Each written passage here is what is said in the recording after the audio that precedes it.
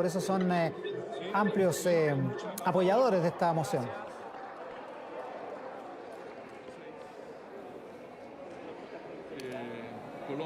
Claro, Iván, hay muchos que están grabando la sesión o que están transmitiendo a través de sus redes sociales. Ya. Eso se ha visto mucho, muchos parlamentarios, sobre todo de la oposición, que por supuesto han visto este momento como un hito, Porque claro, uno ha recogido entre las opiniones muchos que están apuntando a la emergencia, a tener recursos frescos durante esta pandemia, pero hay otros que claramente están diciendo este es el fin del modelo del sistema de las AFP.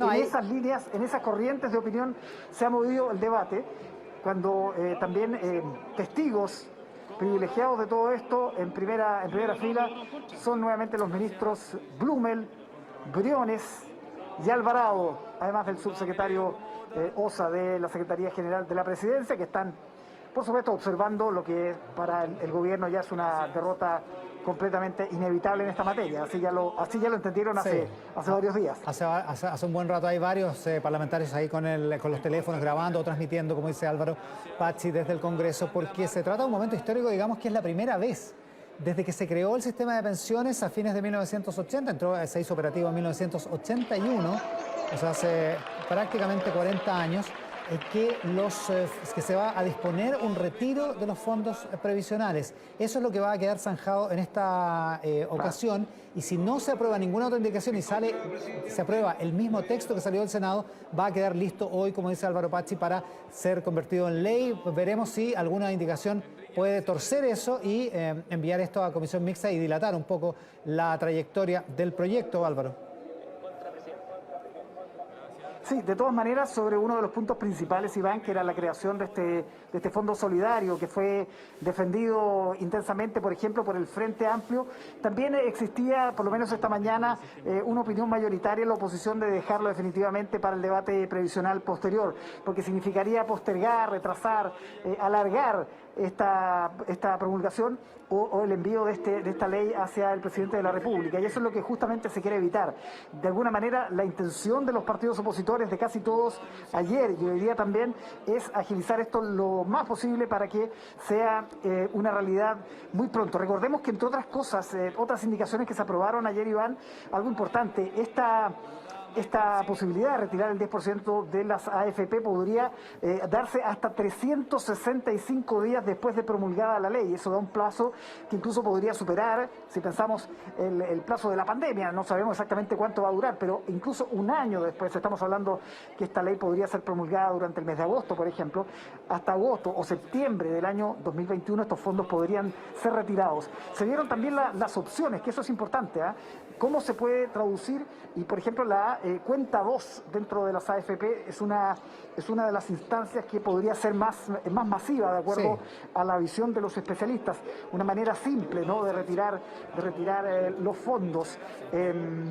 También recordemos que el piso es de 35 UF, o sea, 1 millón de pesos, y el techo son de 150 UF, 4.300.000 pesos. Hacíamos un ejercicio en Tele 13 el otro día, Iván, que es importante, tú también lo replicabas ahí con Cristian Pino, respecto, por ejemplo, a una persona que tiene una pensión de 300.000 pesos, una persona de 70 años, claro, va a ver golpeada su jubilación en aproximadamente un 9%. Eso sí es que no se crea un sistema, un modelo, un fondo que reponga estos montos que van a ser retirados. Y ahí está el debate, porque lo que se ha planteado de manera ambigua, dicen sus detractores, es que el Estado o el empleador sean los responsables de reponer esos fondos. Pero ahí hay toda una discusión interesante que debería darse cuando se analice esta reforma a las pensiones, que ya ingresó hace prácticamente un año y que está en segundo trámite, como tú decías, en la Comisión de Trabajo. Lo que sí es importante decir, Iván, que yo he percibido en estos 2 días, anoche y hoy día también en la mañana, una mayor predisposición de una parte de la oposición de reactivar ese proyecto.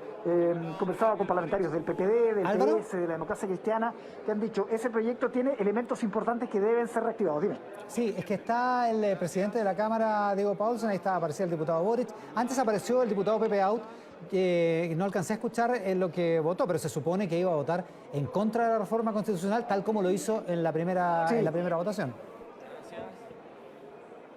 Sí, sí, sí. No, Pepe Out reafirmó esta mañana que iba a votar de la misma manera en que lo había hecho antes y que le ha generado tantas críticas, ¿no? Desde su sector. Escuchemos el audio de la sesión porque me parece que nos acercamos al momento en que se cuenten los votos. Dos votos a favor de la diputada Carol Cariola, que va a parecer mal a su preferencia, y el diputado señor Norambuena, sumo esos dos votos a favor. Y voy a es Miguel Landeros, el secretario general de la Cámara, el que está hablando. En el sistema, el diputado señor Bobadilla y el diputado señor Barreselberga. Resultado de la votación. Ahora está. Por la afirmativa, 116 votos, 28 en contra, 5 abstenciones. 116. Pero largamente 116 superado. votos. Se supera con creces los dos tercios, claro. Y ya vemos las celebraciones, ha salido una bandera, en fin. Vemos parlamentarios de distintas bancadas de la oposición, de la democracia cristiana, del Partido Socialista, del Frente Regionalista Verde Social, que han sido los impulsores de esta iniciativa, que alcanza una cifra muy alta, muy alta. Dime, Iván. Sí, 21 votos más que en el trámite anterior, donde tuvo 95, 116, y lo de Pepe Out fue abstención finalmente.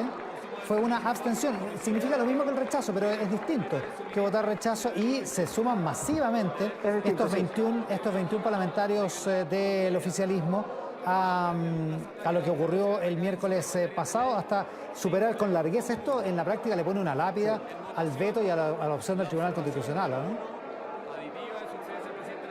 Totalmente.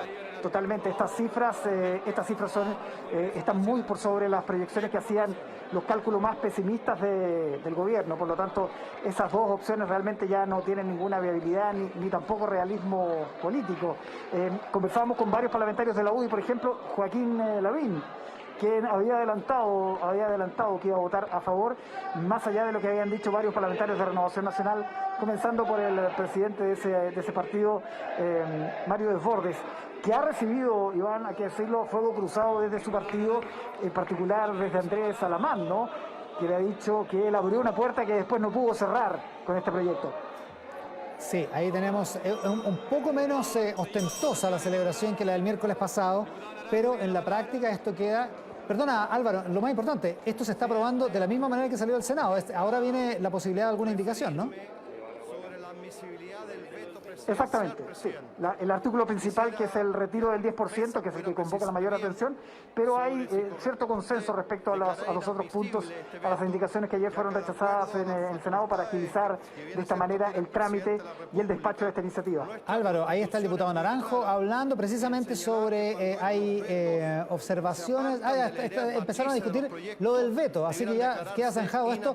Hagamos una cosa, nosotros nos vamos a la pausa, Álvaro Pachi allá en el Congreso buscando reacciones después de ocurrida esta votación contundente a favor de la reforma constitucional que crea un artículo transitorio que permite el retiro del hasta el 10% de los fondos previsionales. Hacemos una pausa, volvemos de inmediato. Claro, está presente. Creo que corresponde declararlo inadmisible este veto. Diputado, la mesa ha hecho precisión clara de que este veto es admisible. Además, la propia Comisión de Economía respetó y validó la postura de la mesa declarando admisible este veto, y las instancias correspondientes ya se aplicaron tal como respondía la carta enviada por las bancadas de oposición. Vamos en votación.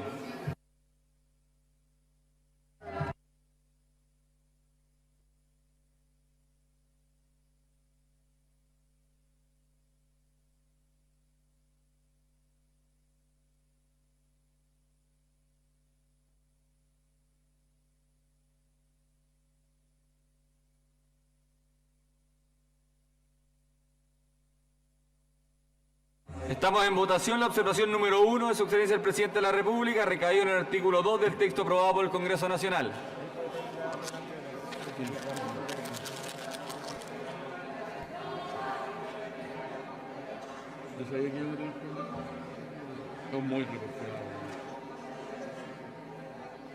¿Han votado todas las señoras y señores diputados?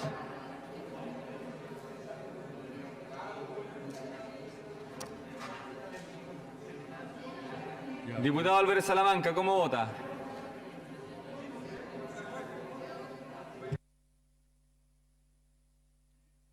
contra, presidente. Muy bien. Gracias. Norambuena. Diputado Norambuena, ¿cómo vota?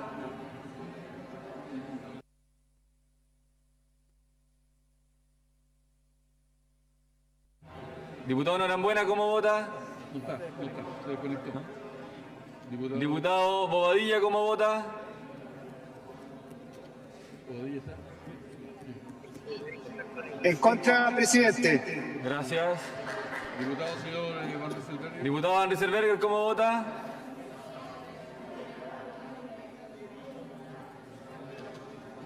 A favor. Gracias. Diputado Señor Eguiguren, ¿cómo vota?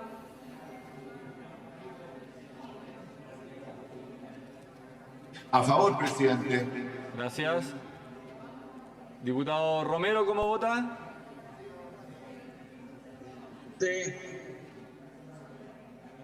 ¿Cómo vota? En contra, presidente. Gracias. Diputado don Pablo Cast, ¿cómo vota?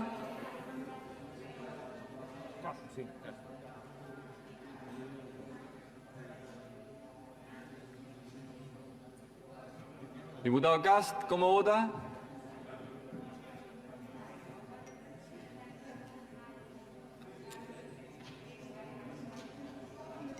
¿Está o no? Ahí votó, ahí apareció el voto del diputado Cast. Ay, concha, madre, ¿cómo lo votó? No, Contra. ¿En contra? Diputado Cast, ¿cómo vota?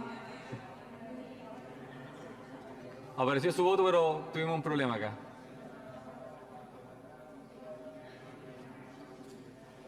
Diputado tiene audio, ¿cómo vota? ¿Nos puede hacer alguna seña al menos porque no tenemos audio? Contra. Diputada Maite Orsini, ¿cómo vota? ¿En contra acá? Contra. Pues sí. No te puedo contestar, estoy en votación. Diputado Orsini, ¿cómo vota? Gracias. Contra. Sí, sí. Diputado Bianchi, ¿cómo vota? Presidente, yo había pedido la palabra, voy a objetar el voto del diputado Van Rieselbergher en la votación anterior y en esta porque se ha sido riguroso que no se vota desde el vehículo. Ahora se bajó del vehículo según veo la imagen. Diputado, pero estoy pidiendo en la otra votación, ocasión he nosotros solicitado haremos esta votación. En esta votación voy a votar en contra, presidente, pero objeto ese voto del diputado Van Rieselbergher. Diputado Norambuena, ¿cómo vota?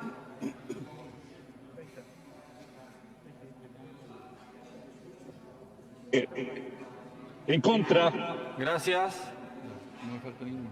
Listo. Resultado de la votación. Por la afirmativa, 31 votos, 109 en contra, 12 abstenciones. Rechazada la primera observación. En votación, la observación número 2 de Su Excelencia el Presidente de la República recaído en el artículo 3 del texto aprobado por el Congreso Nacional. En votación.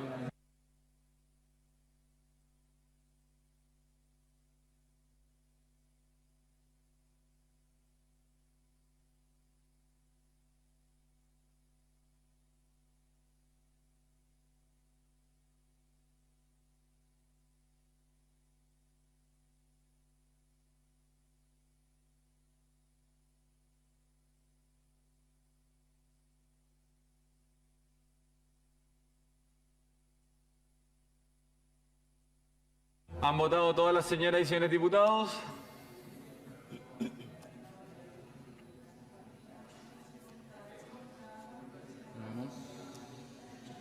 Diputado Norambuena, ¿cómo vota?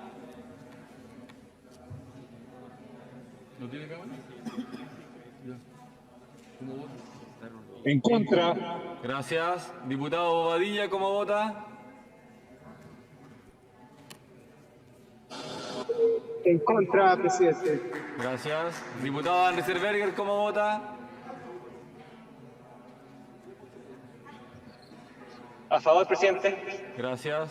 Romero, Álvarez Salamanca. Diputado Álvarez Salamanca, ¿cómo vota? En contra, presidente.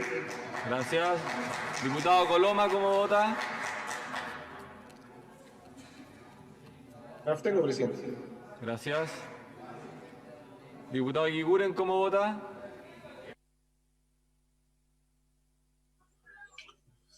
A favor, presidente. Gracias. Diputado Romero, ¿cómo vota? En contra. Gracias. Diputado Calisto, ¿cómo vota? En contra, presidente. Gracias. Diputada Maite Orsini, ¿cómo vota?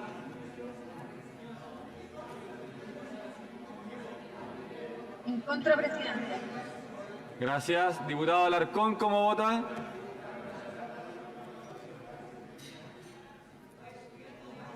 Orgullosamente en contra. Gracias. Diputado Tucapel Jiménez, ¿cómo? En juego, pero hace minutos se aprobó la reforma constitucional que permite el retiro de fondos previsionales de las cuentas de capitalización individual. Es un momento, ya decíamos, histórico. Es la primera vez desde que se instauró el sistema que eso ocurre, pero el gobierno está sufriendo otra derrota y también por números elocuentes, por paliza en la Cámara de Diputados, porque se está viendo el veto del presidente a la ley de servicios públicos, y que son 5 observaciones. La primera de ellas fue aprobada por 109 votos, fue rechazada por 109 votos, es decir, con amplio apoyo de parlamentarios oficialistas que votaron contra el veto de su propio presidente. Es una situación muy, muy compleja la que está viviendo la moneda, mientras el ministro del Interior, el ministro de Hacienda y el ministro secretario general de la Presidencia hacen declaraciones en las afueras de la sala de la Cámara de Diputados. Escuchamos al ministro del Interior, Gonzalo Blumen. Media con este bono de 500.000 pesos que se transfieren directamente, no reembolsable. Por lo tanto, ahí está puesta nuestra energía. Y por lo tanto, pero sí, lo que sí yo le concedo el punto,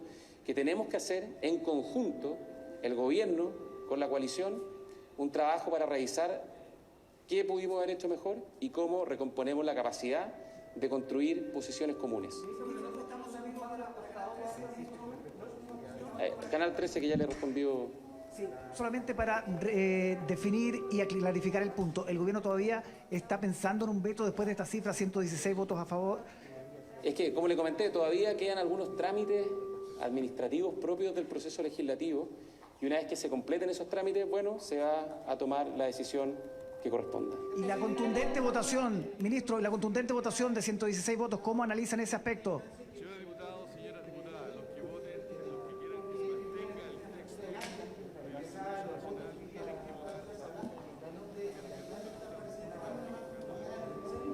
Claro, sobre el quiebre que existe en el oficialismo, que hoy día se ha evidenciado con esta amplia votación. No, yo creo que aquí todos tenemos que hacer mejor nuestras tareas, todos, y eso me refiero a los partidos, el gobierno, y usted sabe, Rienzi, que las decisiones de gabinete en un régimen presidencial son únicas y exclusivamente del presidente de la República.